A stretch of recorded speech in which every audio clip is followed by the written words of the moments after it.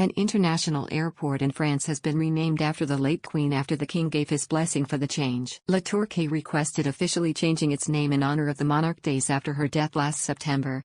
The Queen had visited the area in the 1930s, when she was still known as Princess Elizabeth, to visit her uncle, the future King Edward VIII before his abdication. As a result of the nod of approval, the Le Touquet Paris Plage will now be known as the Elizabeth II International Airport of Le Touquet Paris Plage. Mayor Daniel Fesquel said, "With the agreement of King Charles now given, all that remains is to fix the date for the opening ceremony." In the years to come, the Elizabeth II Le Touquet Paris Plage International Airport is destined to strengthen a bit more the link between Le Touquet and Great Britain.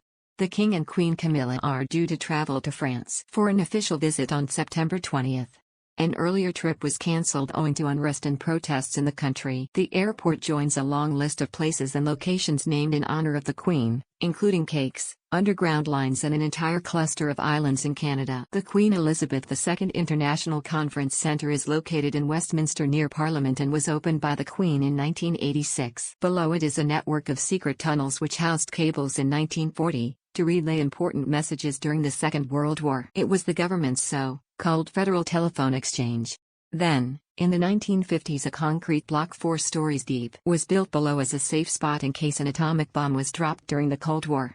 Meanwhile, the high-speed Elizabeth Line, which stretches from Reading through the centre of London to Heathrow Airport out to Shenfield in Essex, was officially opened by the Queen in May 2022 to commemorate her Platinum Jubilee year.